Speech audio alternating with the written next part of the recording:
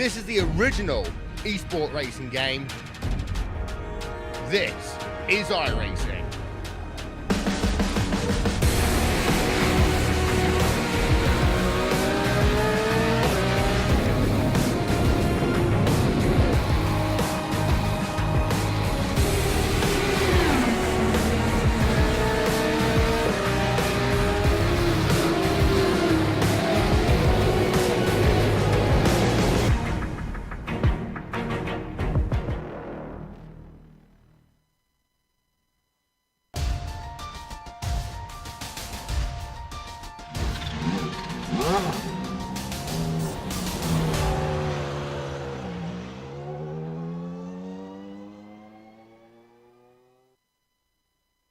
Last season saw a scant 3 winners out of 12 rounds, with Dudagnon and Claridge stealing the show.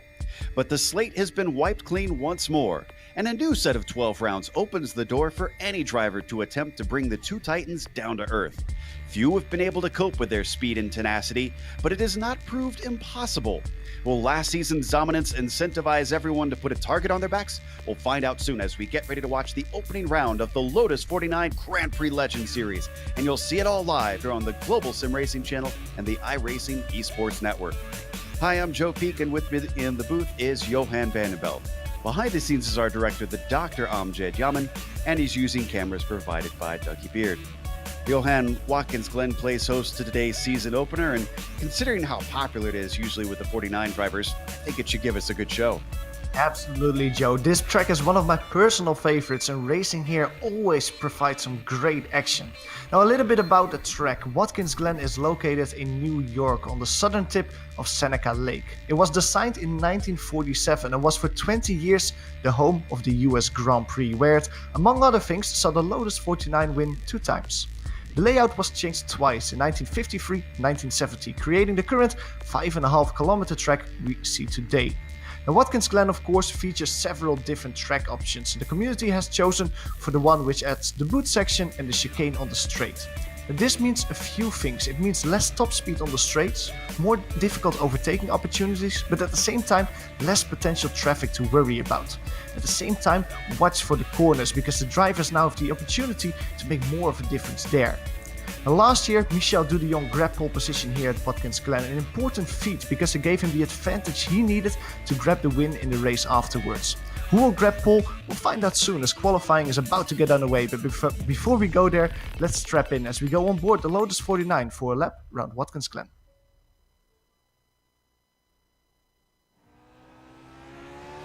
All right, we've got Ben Zocco and the GSRC Lotus 49, so let's do a lap around Watkins Glen. Coming down to the 90, the long braking zones of this car means it'll be even easier than usual to overshoot your apex. Also, because it's so difficult to avoid wheel spin when on the throttle, it isn't as fast to swing out as wide as you would in other cars. But the good news is, because you can't take the S's flat out in the Lotus, it's not quite as critical that you get an incredible launch off that first corner. If anything, setting yourself up to find the power before this final right-hander at the top of the hill will serve you best. Just keep your wits about you, because you'll need to be counter-steering your way through. Down the backstretch, before you know it, you've got to brake for the inner loop. You can take a fair bit of curb here, but the car is still going to be dancing around as you try to thread your way through this difficult chicane. From out of there, you immediately swing it into the carousel, where it's best to keep the car tucked down nice and tight to the curb. On the exit, watch out that you don't slide out of the banking. You'll have very little time before you got to bring it across and brake hard for the chute. Losing it here is going to be a race ender, because there's no runoff to save you on the outside of the corner.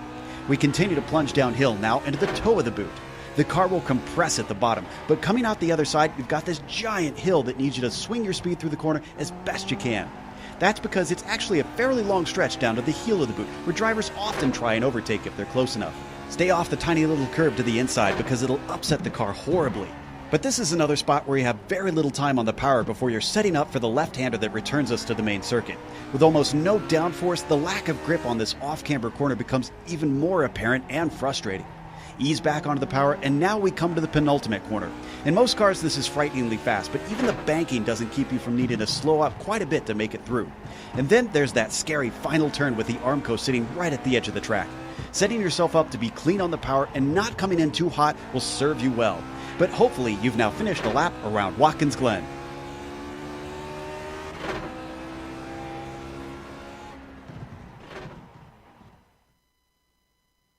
There we see a lap around the track, just around the Finger Lakes of New York.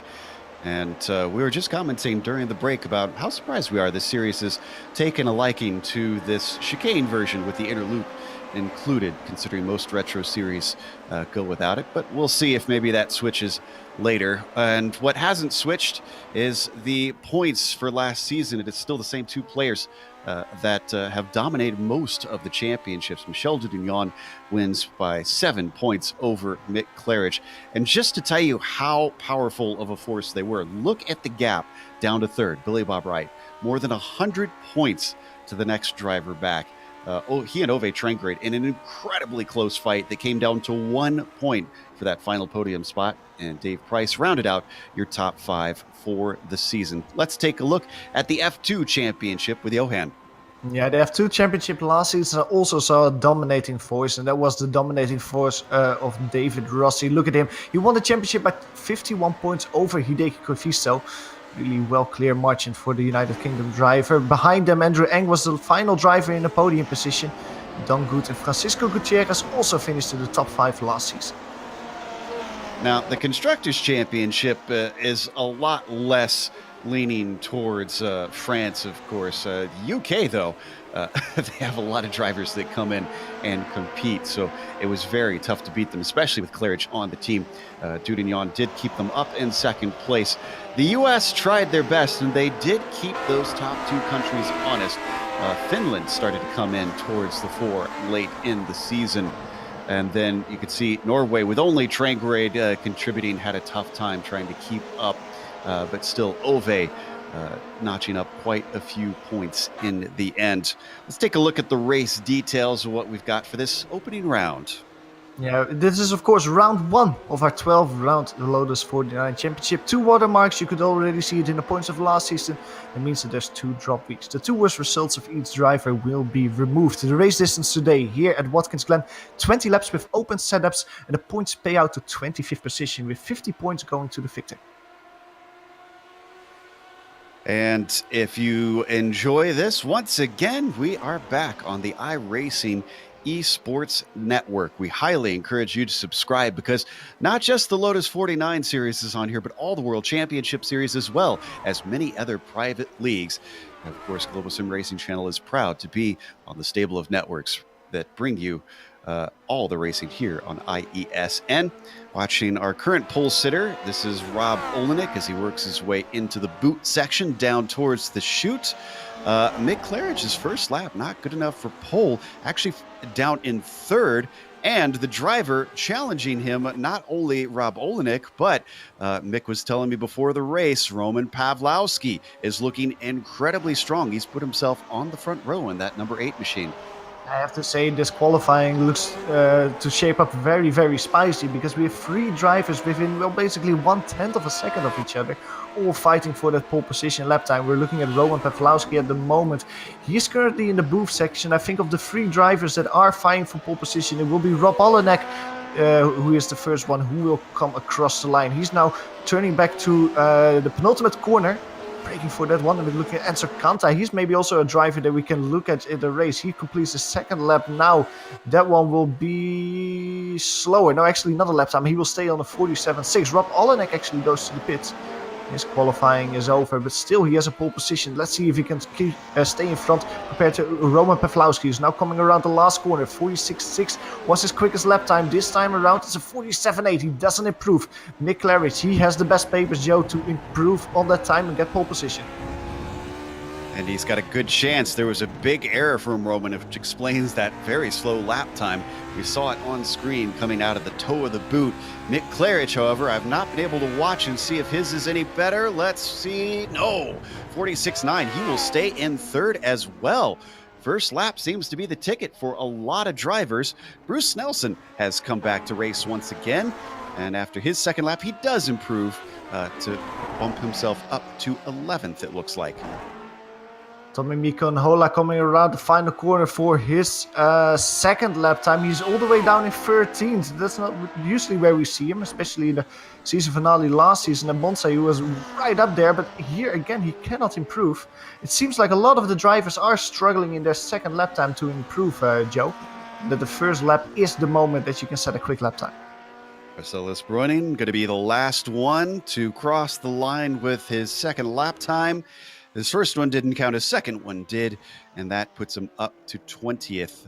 Let's take a look at the weather, see if that has anything to do with it. It is pretty hot out on track.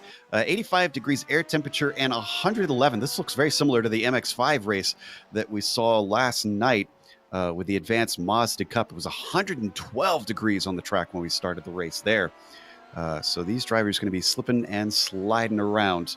Thankfully, not much wind to throw them around. The big question always that we have with Watkins Glen, though, Johan, is the draft. How much of a factor is that going to play in these Lotus 49 cars? Well, Lotus 49 usually isn't that much of a factor, but Watkins Glen is Watkins Glen, so draft is always, well, plays a part here. However, with the layout that they've chosen, with the chicane added, with the boot section added, you have a lot less long straights. The straights are a lot shorter, which breaks the draft. And that means that draft will be less of a factor, for example, compared to 13 weeks ago when we had a different layout here, and the draft really helped the drivers following competitors. All right, qualifying is over, so let's go through our starting grid. Rob Olenek is on the pole with Roman Pawlowski next to him.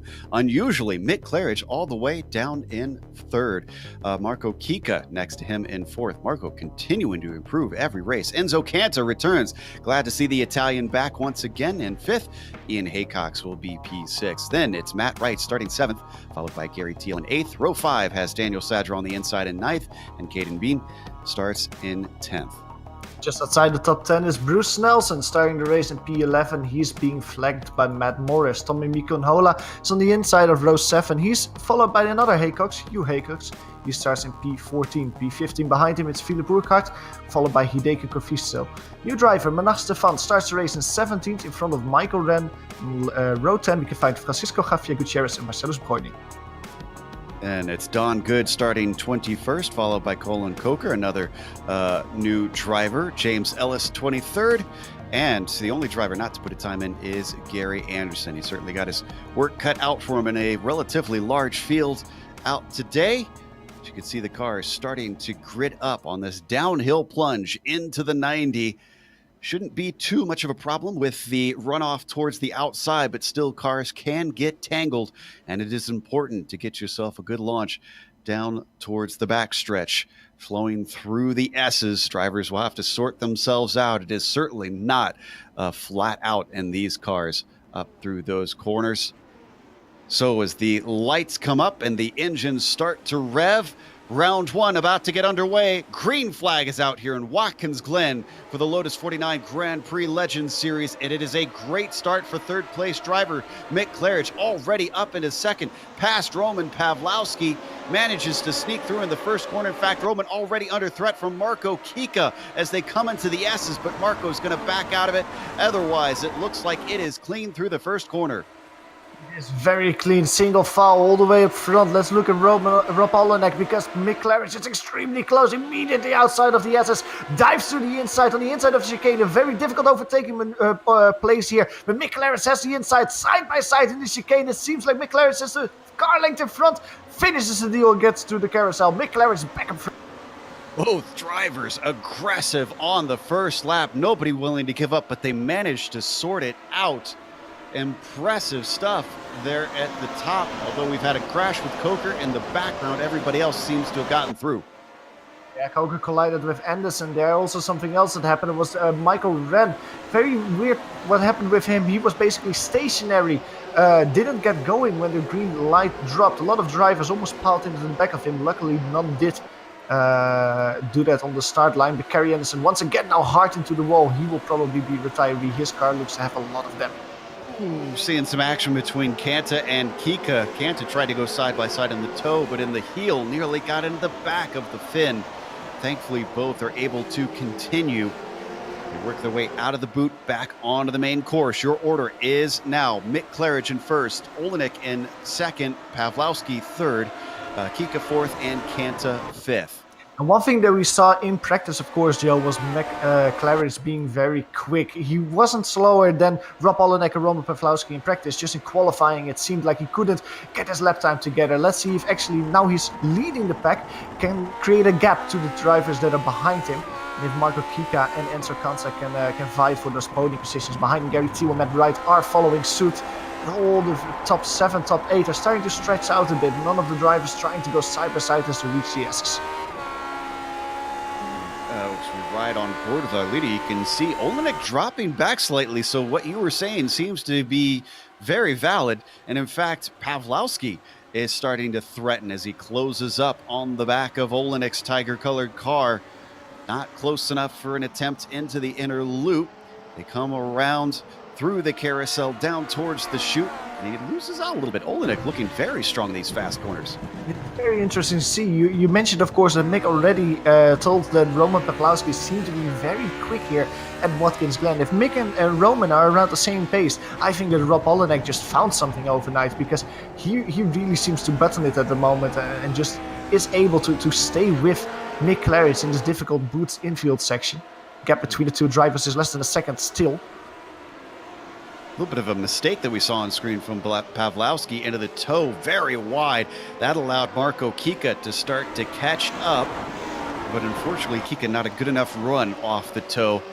Now as they come over the crest of the awkward turn 9, let's see if he can gain here. Once again, slipping and sliding around the number 7, struggling as we got a crash. Looks like Tommy Unhola involved. Caden Bean, yeah, Matt Morris. Yeah, let's see. It was coming out of the boot section. Matt Morris just too late under braking, tipping. I think Tommy Miko and Hola around, and then the number 10 is the car of Caden Bean. Couldn't avoid the crash in front of them. You can see there on screen just turning him around. All the cars into the wall. Luckily, Caden Bean and Tommy Miko and Hola didn't seem to have a lot of damage. It's mostly the car in front that turned it around to number 11 that seems to hit the wall quite hard. Poor Tommy, he almost went completely over. You saw his car start to grip as he was spun around. Thankfully, he stayed right side up, and he is able to keep going in 15th place. However, both Morris and Bean had to take a tow and are now in the pits, and I think have retired from the race. Meanwhile, we've jumped back to 6. This is Gary Thiel in a nice little fight with Enzo Canta for a top 5. Whoa, and Canta sliding into the chute, somehow collects it together and finds the late apex and cuts off the likes of Gary Thiel. Still doesn't lose the place, but that got exciting. Yeah, but it seems like Enzo Canta doesn't have the pace that the two drivers behind him have. Thiel, Wright, and also Sadro are just looking a lot more feisty at the moment than the Italian, who cannot follow the pace of Kika and the top 3 in front of him. He is a little bit the cork on the bottle of those drivers just outside the top 5 that are trying to get the P5 position away from him.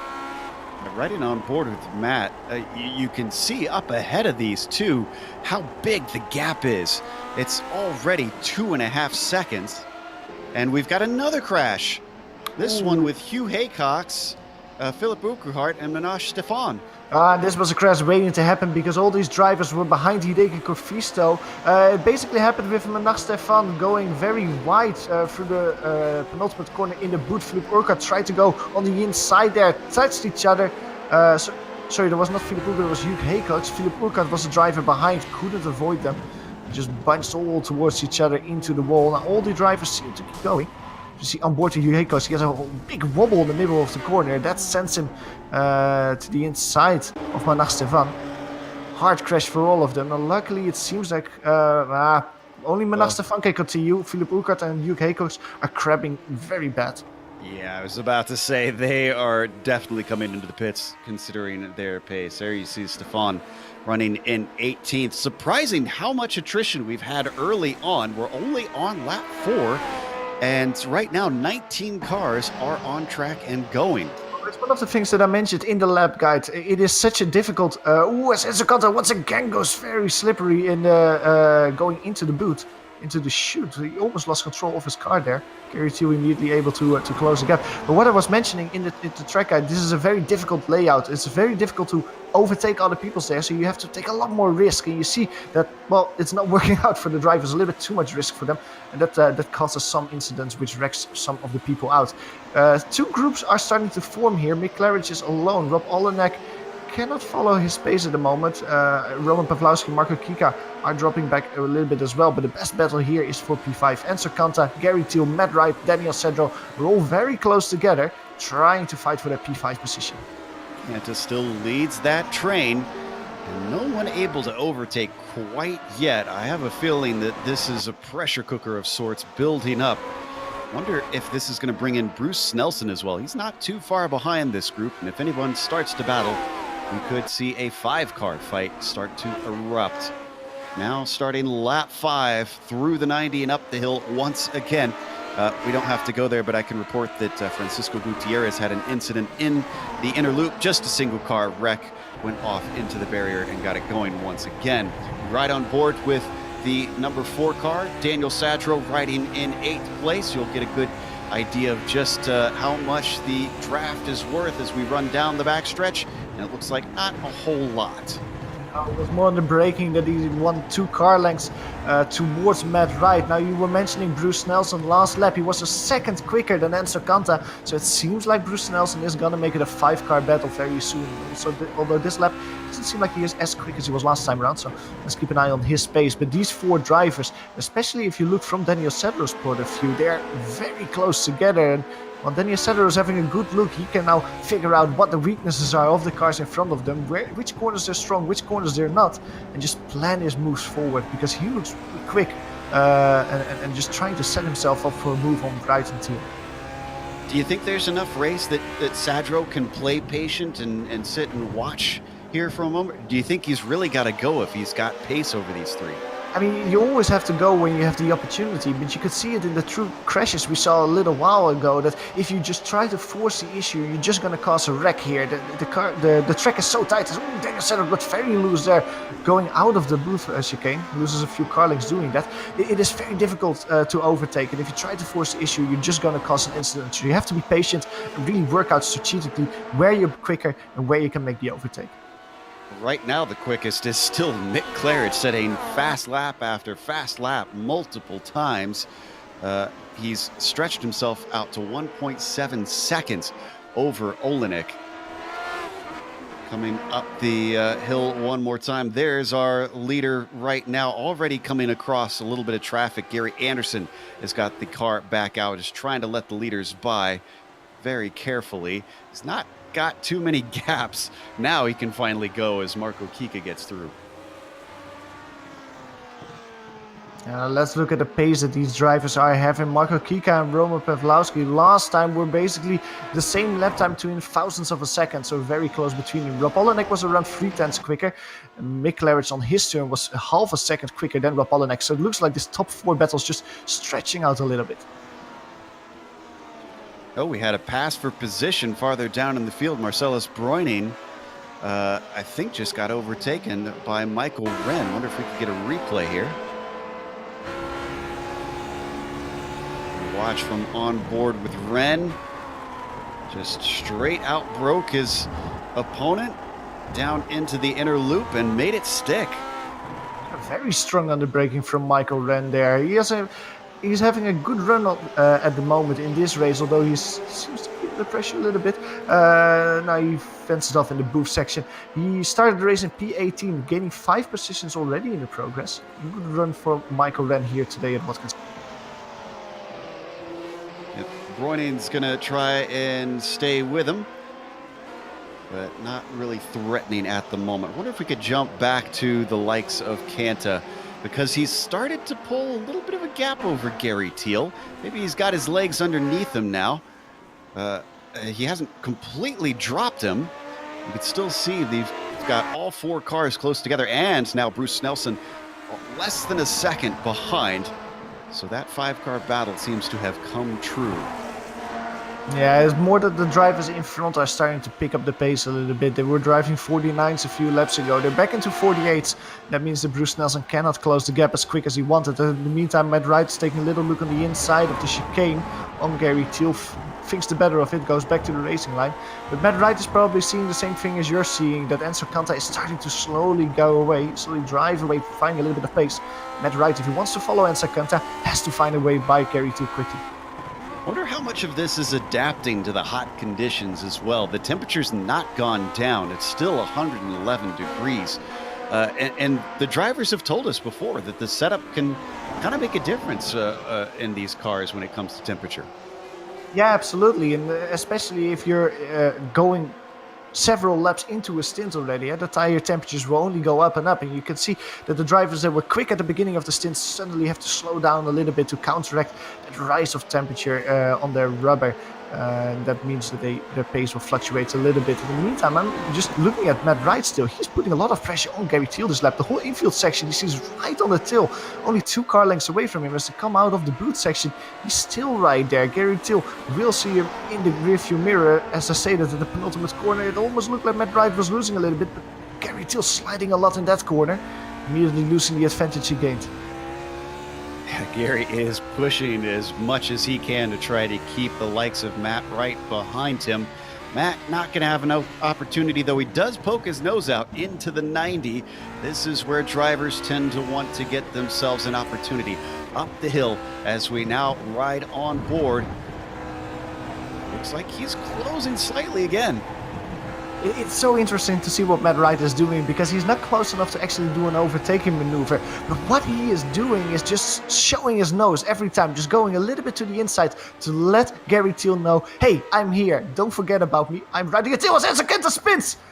Enzo Canta has a really big moment in the middle of the chicane. Gary Thiel gets by him. Matt Wright has to step on the brakes, get by him as well. Daniel Cedro, Bruce Nelson, all of them on each other like a bunch of hornets. It's Enzo Canta now around the outside, but it means he has the inside for the next corner. Side by side with Daniel Cedro, who will brake later. It seems like Enzo Canta brakes later, but he has very hot tires now after that half spin. Bruce Nelson tries to dive on the inside, get a position with that as well. Now he is side by side with Daniel Cedro. Nelson side by side as they go to the bottom of the boot, the heel of the boot here.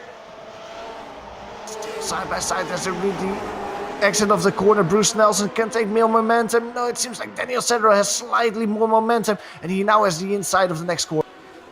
Bruce has been waiting for this to happen, to give an opportunity, and he finds himself stuck around the outside of 2 corners now, still not willing to give up, and Daniel Cedro finds it switched around as they come into turn 9.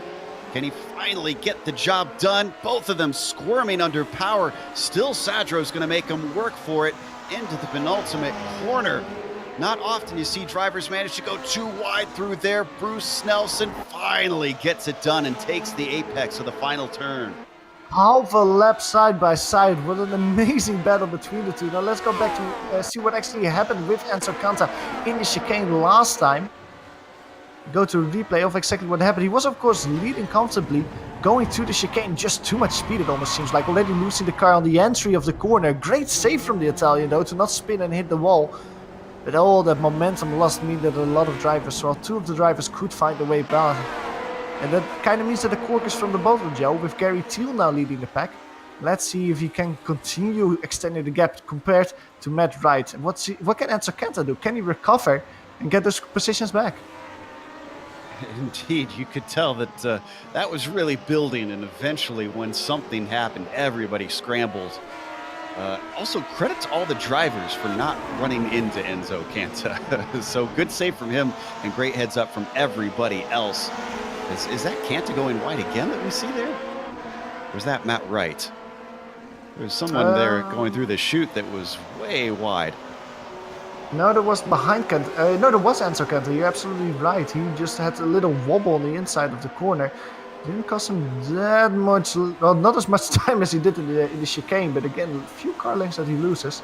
Then we'll put some pressure on behind him, because Bruce Nelson, you were mentioning, Joe, when he got by Daniel Cedro, he's looking very quick. And let's see if Bruce Nelson now can close the gap and put the Italian under some pressure. Again, sliding Enzo Canta there, coming out of the boot. He's really struggling with this tire with this weather conditions or something, because he does not seem comfortable on that Lotus 49. And people always talk about these being very rock-hard tires on these old Lotus 49s, but can you make them angry? Can you overheat them? It looks like Enzo Kanta is surely doing that here because corner after corner he's sliding more than a drift driver. He seems to be really uncomfortable now. Let's see what he does through turn 1 this time through the 90-degree right-hander. Seems a little bit more comfortable though, although he clubbed the curbstone quite hard compared to the two drivers in front of him. Bruce Nelson behind him, he won half a second on that last lap. With half a second between them, he's going to put the Italian under more and more pressure in the final 10 laps. Well, now he's starting to smooth out, so the Italian seems to have figured things out and calmed down a little bit. This run through the chicane a little bit better. We're halfway through the race now. All this has caused this group of drivers to fall back significantly from the top 4. It is 8.5 seconds up to the next driver, which is still Marco Kika, who has lost ground on Roman Pawlowski. So despite mixed predictions that Roman being the real challenge... sorry, we've got to go to Gary Thiel. Gary Thiel's had a problem, and he's dropped a lot of positions. Ooh, he hit the wall. That was in the booth. Yeah, coming into the booth after the shoot. Yeah, he's crabbing. He hit the wall quite hard as well. Yeah, that right suspension will have a lot of damage. We go to a replay of what happened. Just look at him here. Goes through the corner. Look at his right side tires. The right side of the tires. He hits the curbstone, hits the grass, loses control a little bit. And that tank slapper sends him hard into the wall, and that will mean a lot of suspension damage for Gary Thiel. He's still crabbing, being overtaken by numerous drivers. So that's a P5 driver out of the race. Watching on board. Yeah, it started so innocent, and he tried to collect it together. You can see, despite his counter steering, it still found the powder blue Armco. And that is a shame because he started 8th. He was running 5th. He had made great inroads. And the road ends here, unfortunately, for Gary Thiel as he crabs it back to the pit lane. Yeah. Innocent is the correct word for that. Let's go to P2 as the battle between Rob Olenek and Roman Pawlowski is heating up. Look at the lap time that Roman Pawlowski had last time around. He was 0.6 of a second quicker than Rob Olenek. The gap between these two drivers is 0.7 of a second. Roman Pawlowski is just closing down the gap little bit by little bit. We were mentioning that Roman Pawlowski wasn't as quick as Mick Claridge, Joe. Last time around, there was less than a 10 between the two. So I think that Roman Pawlowski does have the speed to maybe challenge Mick Claridge. There's only one problem for him, and that's that Rob Olenek is between the two of them. Yeah, I guess all I need to do to light a fire under a driver is mention that they aren't as fast as we thought. And Roman certainly seems to be doing what he can to try and get back into P2. I really wish we could have seen what would have happened if Roman could have gotten by Rob a little earlier to try to challenge Mick. Oh, what a big slide through turn 9 is certainly not going to help the situation. You can see the time lost now aboard the yellow machine of Roman. He's got to regain all that gap. Yeah, he's pushing hard. That mistake was completely caused by just taking too much speed into that corner. Off camber, of course, so it's difficult to lose grip, or easy to lose grip. That's exactly what happened with Roman there.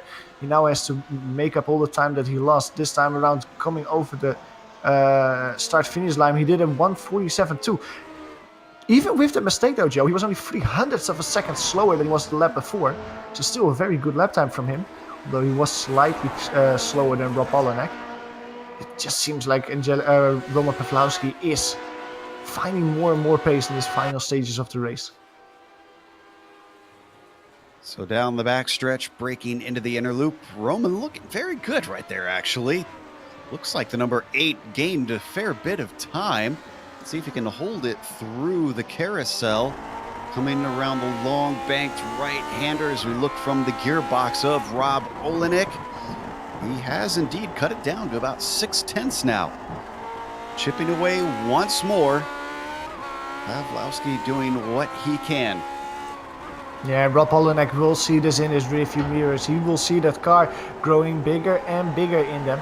I know that Roman Pawlowski is going to put him under more and more pressure. But before that's actually there, let's go back to P5, because the battle between Matt Wright, who inherited the P5 position after Gary Thiel's mistake, is being put under pressure by Enzo Canta, who's making a mistake as we speak. Very loose in the boot section there. Loses a few car lengths. Behind him, Bruce Nelson and Daniel Cedro are falling back a little bit. They cannot follow the pace of Wright and Canta. There's a little bit that 4-car train is now being divided into 2 groups of 2. Wow, another big slide through the heel of the boot for Canta. It seems to be this sort of Mick Claridge style of driving for the Italian. He sees all sorts of sideways through many of the corners. They are dropping Bruce Nelson slightly. They've got a little bit of a gap, making it pairs of 2 instead of a group of 4.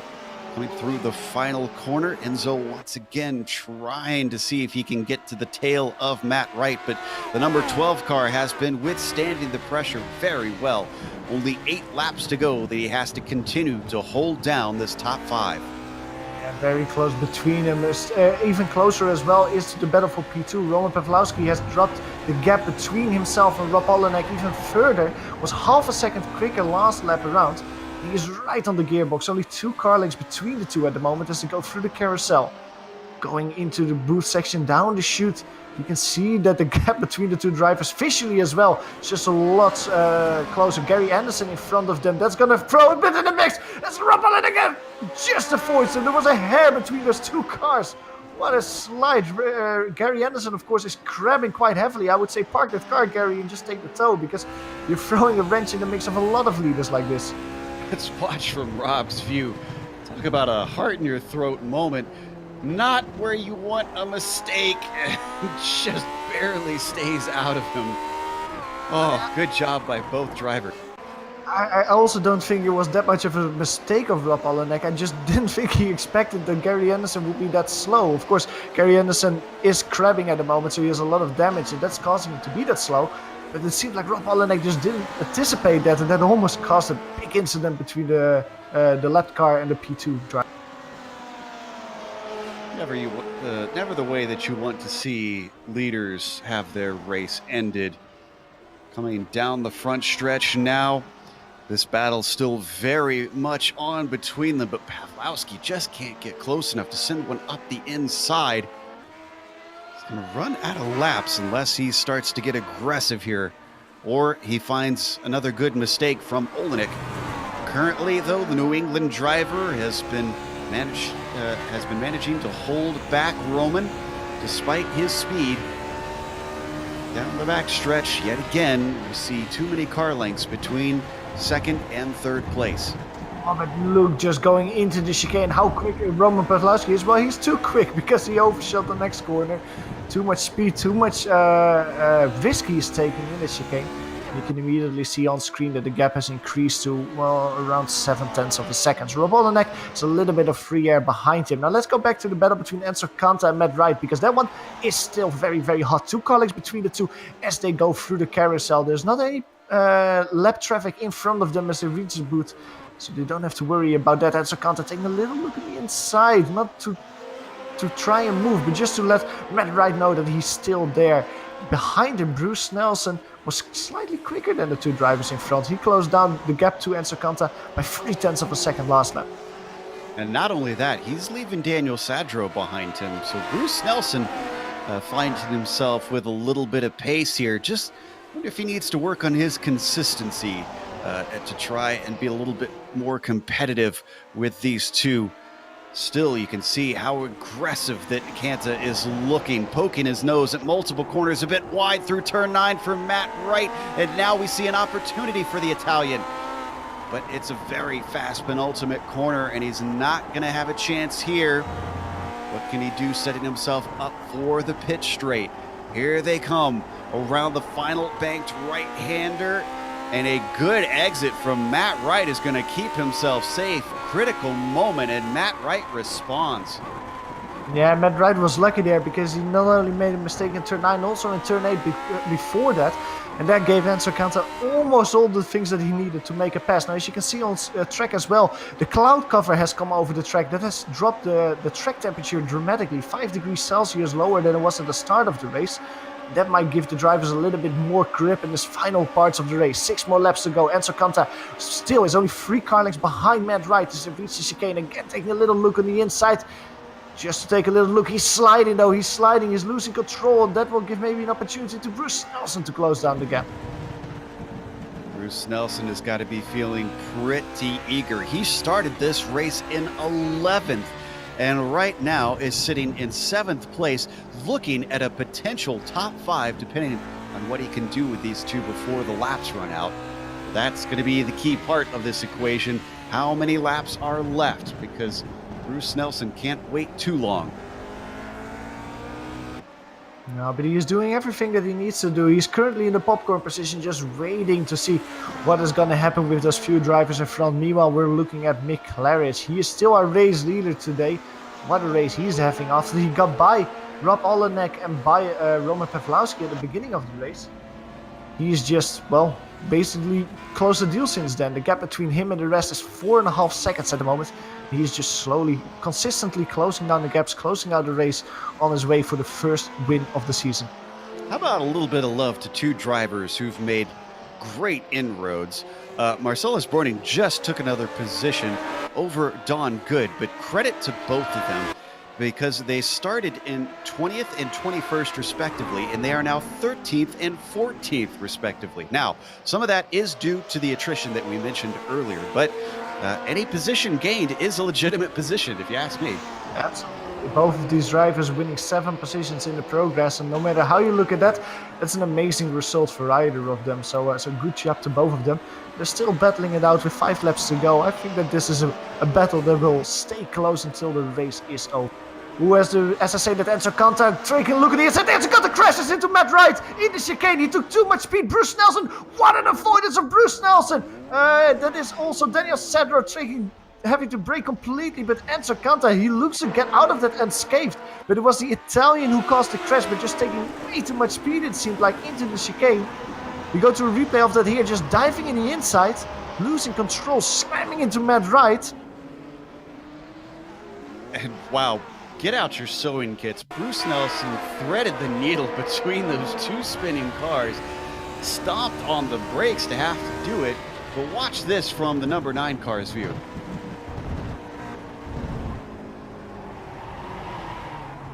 That's... Oh. If we're ever gonna have space travel, we need Bruce Nelson as a fighter pilot, because that were some skills. He's just completely threaded the needle there. To watch from Canta's view.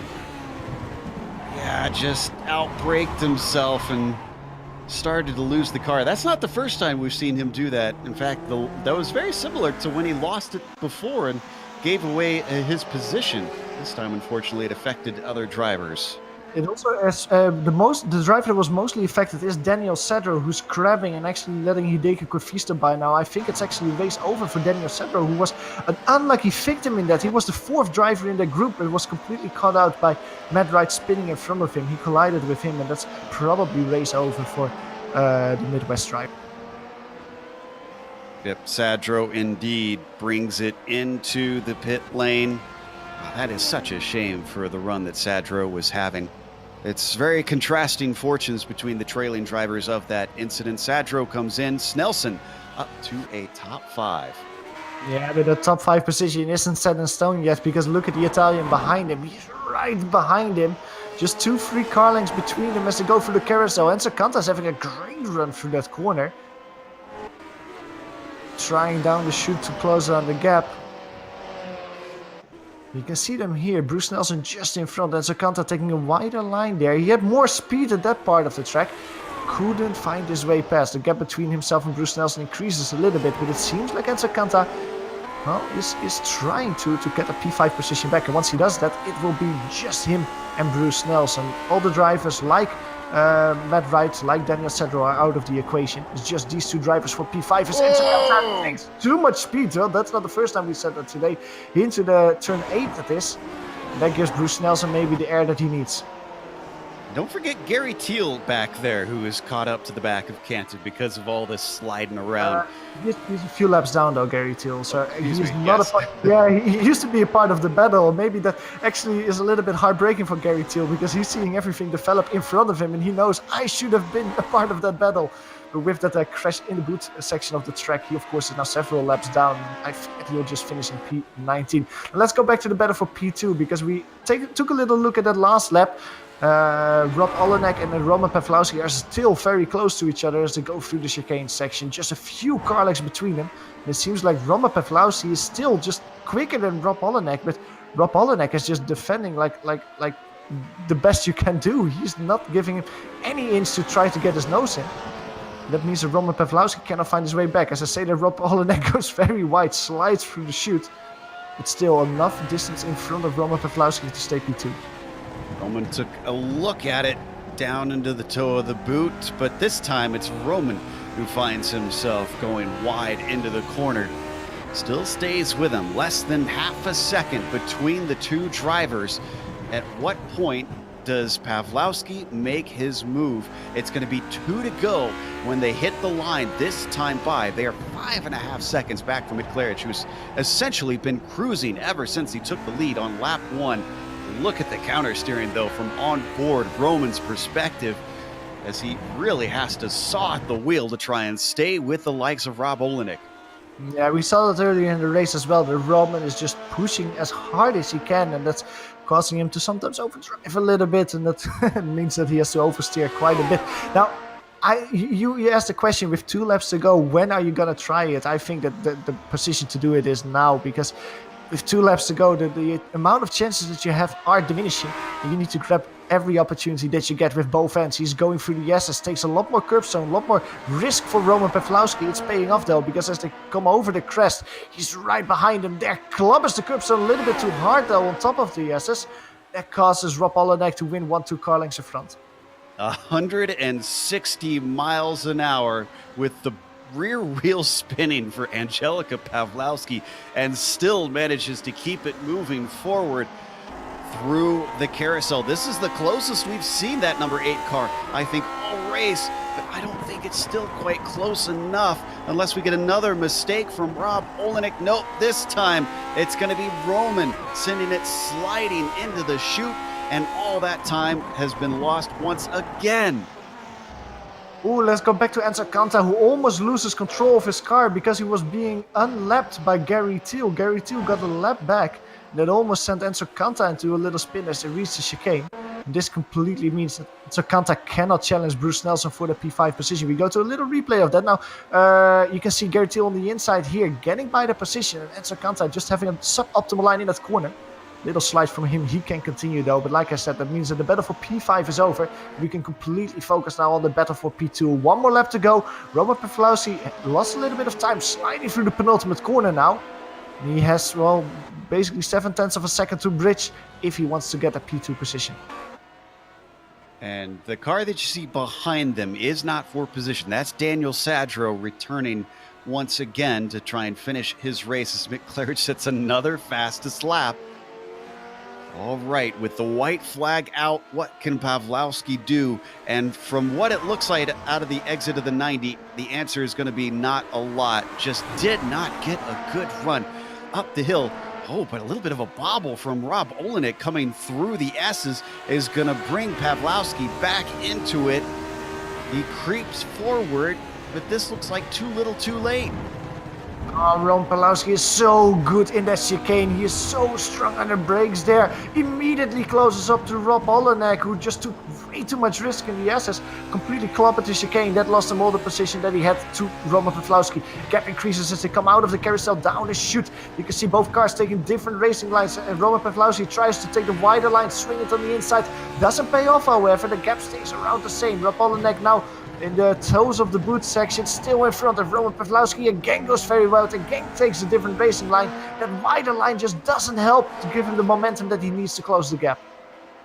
Running out of opportunities. This is essentially the last hard braking moment into the heel of the boot, and still no chance for him. So up ahead of these two, we've got to go to Mick Claridge, who has 2 corners left to go. The Brit opens up this season with a dominant victory, took the lead at a critical moment on the opening lap, and he is going to win today as he slows up. What is Mick doing? Fuel, I think. He crosses the line, and then behind them you could see very, very close as Roman came oh so close, almost a 10th behind for 2nd place. Well, let's ask him after the race what exactly happened there. But let's in the meantime drop down to P9 because there's a very nice battle heating up between Hideki Kofisto, Tommy, Mika and Hola. Tommy was of course involved in an accident. He has been at the beginning of the race. He's been fighting his way forward ever since, but he's putting pressure on Hideki Kofisto in front of him for a top 10 position. This is Finland versus Finland. Who will be the best Finn here? Tommy Mikanhola looks a lot quicker, but with only 2 more corners to go, there's not a lot of opportunities that you have through that corner. Hideki Kofisto has 2 free car lengths to get himself the P9 position. Through the last corner is Mikanhola with more speed around the outside. Does he have more momentum? Tries to get a little bit more draft. He comes short. It is Hideki Kofisto coming home with P9 in the end. That's going to be the last of our battles as Roining, Good, and Stefan bring their cars home. So we're going to take a quick break here on the Global Sim Racing channel. We'll come back after this with the official results as well as driver interviews. On screen, though, you're going to see all the upcoming races here on the GSRC.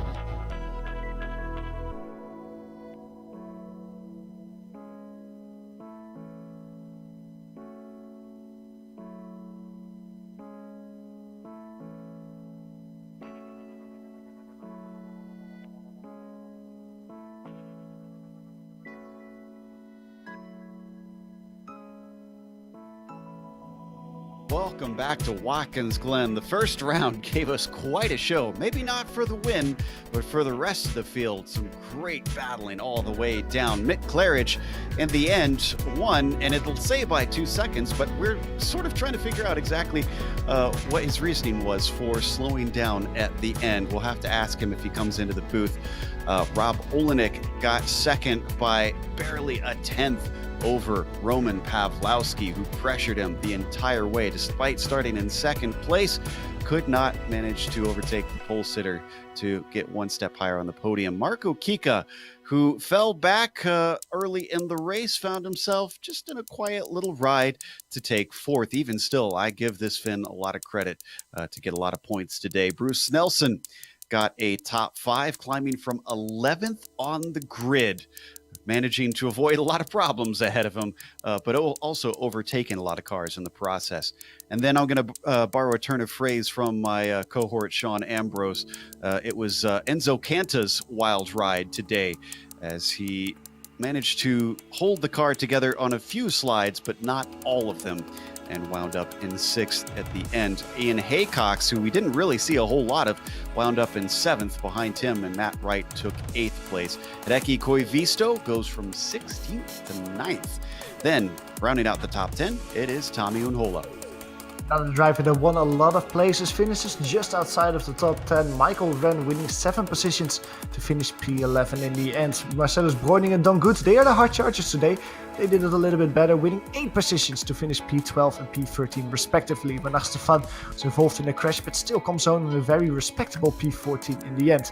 Then we have a few drivers that were involved in spins on their own. James Ellis, Colin Coker, they finished P15 and P16 in the end. And then there's an unfortunate lot of drivers that were involved in crashes and had to visit the pits. Daniel Cedro, P17 in the end. Hugh Haycox, P18.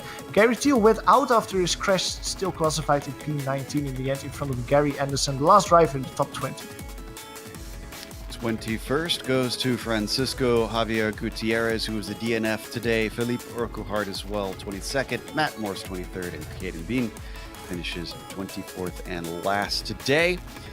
With that, we have our winner, Mick Claridge, ready to talk to us. And I guess the first question is the one that was puzzling us the most.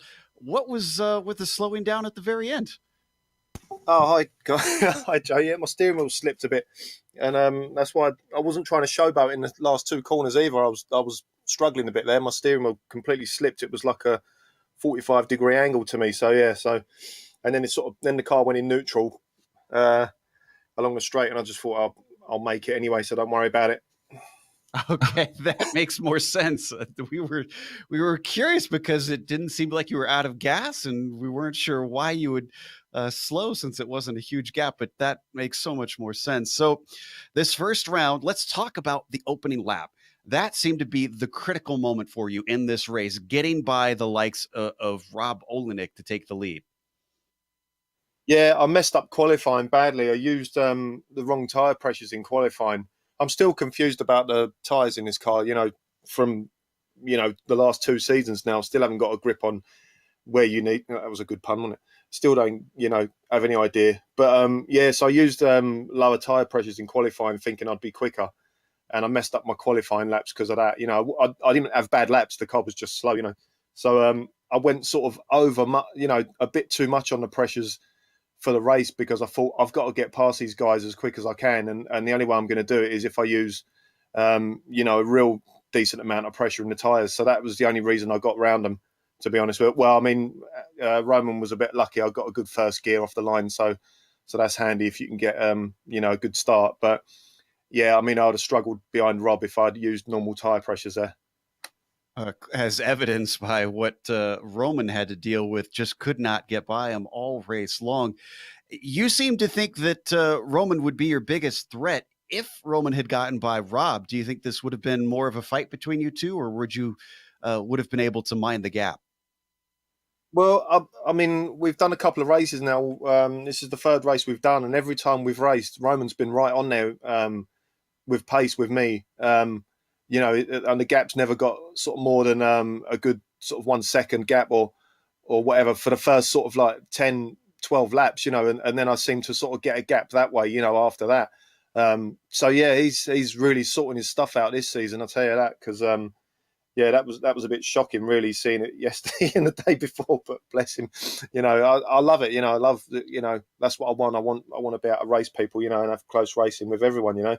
I mean, Rob's there, man. Rob's going to be coming up as well. He was good today. He just had a bit of I know he's having sort of issues with not issues, but he's working around a problem with brakes and turning in and stuff like that. So he's going to be quick, and I'm going to be slower, Joe, to be honest with you, because I'm not really going to be practiced. This race was a one-off, really. I've had load of practice for this race, and I'm not going to get that much practice for the rest of the season, and I'm going to miss a few races at the end anyway. So it's going to be a tight season. It's not going to be easy by any means. Well, I think the audience will be glad for that, because even though it was tight last season, it was pretty much a 2-horse race. Congratulations on the win. We're looking forward to season 2 kicking off here. Cheers, Joe. Can I just say hello to a few guys that are watching? There's Mike, there's Denise, there's Christina, and my old mate Tom. I haven't seen him for so long. This guy, and he just got in touch with all my friends and said, yeah, watch the race and all the rest of it. So I've got to go and meet him and give him a big hug, because, I ain't seen him for years and years and years. So hello to all that, guys. Awesome stuff. That was our winner, Mick Claridge, giving a few shout outs here today. Glad he's got fans watching. Hopefully Rob Olenek has some fans watching, because he put on a show and Johan's going to talk to him about it. Yeah, Rob, welcome to the booth, man. So many things that we can ask you. Now, just real quickly, we heard Mick just mention that you were struggling a little bit this week with brakes, with turning in. Was that also something today, or is that problem solved in the meantime? No, that problem's not solved. That's just me not really knowing how to drive the car correctly. So I don't I haven't been blipping on downshifts and stuff. Mick's awesome. Mick wants everyone else to be faster. So before the race today, he kind of just started sending me some private messages, like he watched my laps and noticed it. So I was practicing a little. I didn't do it in the race, but I got to start doing that. I mean, what he says makes a lot of sense. Very good. Well, for someone who's maybe struggling a little bit with that, you had an incredible qualifying time, pole position. Looking backwards at the race, you had pole position, you were leading into turn 1. Are you disappointed that Mick Claridge got by you that quickly, or was that something that you always kept in mind as a possibility? I definitely thought it was a possibility. I figured he messed up qualifying. I know he's quicker than me, so he was either going to be stuck behind me if I ran a perfect race, or, I mean, he got by soon. I wasn't really willing to battle hard through that first chicane. I wanted to last, so I didn't want to make contact or anything like that. But he was probably going to get by me at some point, I figured. So I was just trying to stick close to him and hope that he made a mistake, but he gradually pulled away. Yeah, fair enough. Well, in the end of the race, you had a great battle, basically all race long, with Roman Pawlowski. How was it from your perspective? Were you as confident as you seemed on track? Because you seemed very sturdy, very defensive in such a strong way that it didn't seem like Roman Pawlowski would ever get by you, even if the race was 20 laps longer. It's a super hard. If you're very similar pace to someone, it's really hard to get by them. So all I was concentrating on doing was not making mistakes. So I was braking a shade earlier than I normally would and making sure I got on the throttle early, and that was basically my strategy all race with him behind me. I think he might even be a little quicker than me. So I don't know. You just have to run a clean race. I made a couple little mistakes, but just got lucky that he didn't get to take advantage of it. Very good. Well, you come home with P2 in the end. Looking at the season, of course, getting pole position and finishing P2 in the end, that's extremely respectable. That's a great start of the season. How confident are you that you can fight for the championship with the likes of Roman and Mick? I don't know about that. I'm going to try. I'm going to try and get better. Hopefully the stuff Mick's telling me about does actually give me a little more pace. And then if that happens, maybe it's actually realistic. We'll see. With Mick and Michelle, I'm not putting as much time in. Michelle maybe not being here. I think Mick will still be right there no matter if he practices or not. So we'll see. Very good. Well, we'll keep an eye on that. Enjoy the champagne at least. And congratulations with a great result here at Watkins Glen. Thanks a lot, guys. See you later. That was Rob Olenek, our P2 finisher here at Watkins Glen. Now, in the meantime, Joe, you've caught up with P6 Enzo Kenta. Exactly. It's great to have Enzo back, but Enzo, you had some excitement out on track. It looked like the car was a little slippery. Hi guys, I'm very happy to be today here. I really like so much this car, so I like the track too. So I said, why don't try this race this week? But probably. I lost a little bit of feeling with this car because I didn't drive it from about 6 or 7 months. So I did a lot of mistakes. I thought I could be able to stay with the first train, but the track was very hot today, so the car was very slippery, and without perfect feeling with the car, you are not able to manage the oversteer exiting the corner. So I tried to be a little bit quiet, and I was trying to be the first in the second train. But again, I did a mistake entering the chicane, and again, Matt was very fast in front of me. I gave him so much pressure because he started to do some mistakes. But we did a mistake in the same point together, both in the chicane again. We had a little touch. Unfortunately, he spun out, and I'm very sorry for that. I was almost stopping, and I let pass a car. I was sure it was Matt, but it was Bruce that is snaked between us and gained the position. So I tried to push very hard to recover that position, but again I was long on brakes another time, and I lost it. And in the last 5 laps, I think I was not able to drive anymore because I forgot how was hard to drive this car. My arms were not working so well at the finish. So I'm lucky to had finished the race without going into the wall. I guess we have a new workout routine to promote to people driving the Lotus 49. Yeah. So it's glad to have you back. Like I said, does this mean you're going to be showing up most of the season, or is this more of a one-off? I'm thinking about that because I don't know if you know that in this season iRacing service does a very hard change to my favorite car, that is Skip Barber, as you know. New time model 7 is on that car. The car changed completely, so it's not so fun like before. So many fast drivers are not very happy for that, and I can be fast too with the car, but without fun. So I'm thinking to change this season a car, and Lotus 49 is the second preferred car from me, so I'm thinking about it. Well, their loss is our gain. Like I said, it's fantastic to not just have you out on track, but here in the booth. Congratulations, at least on a top 6. Hopefully next one will go a little bit more smoothly. Yeah, thank you, guys. I was looking for the 5th place, but I'm happy.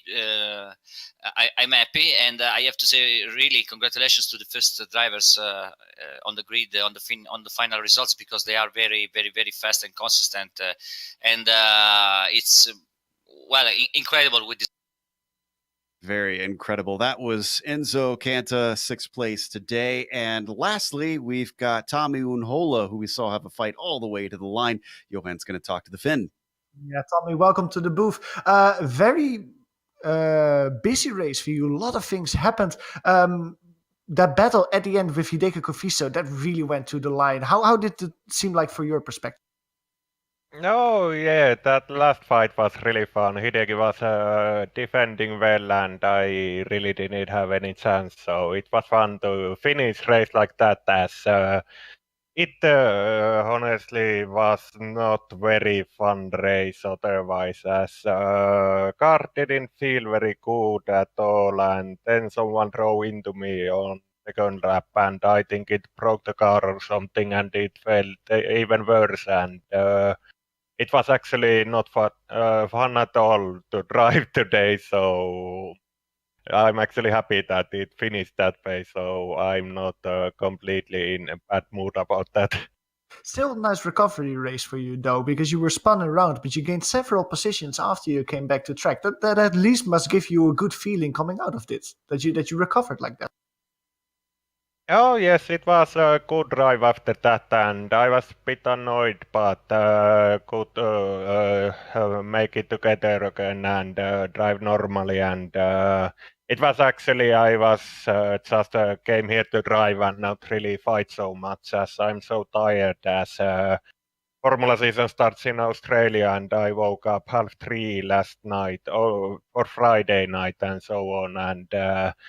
It feels like it's night now, and it's not. So I just came to drive and try to have fun, but car was not agreeing with me really, and the pace was not good. But I had a couple of good fights and passes, so it was not so bad. I feel you're probably not the only European with who's approaching this weekend a little bit tiredly. Now, lastly, next week we're going to Japan. We're going to Tsukuba. Are you going to be able to participate in that race? And if you do, have you already practiced that track? How are you feeling with the Lotus 49 at Tsukuba? Well, I have not tried it even there, and I have been very busy. I maybe try to make the race next week. I need to think when I'm not so tired, but today also I started practicing this morning and had like 30 laps of practice, so I have been a bit busy, and I maybe gonna drive. It can be fun track, or I don't know, but it could be fun or not. So I'm not sure yet.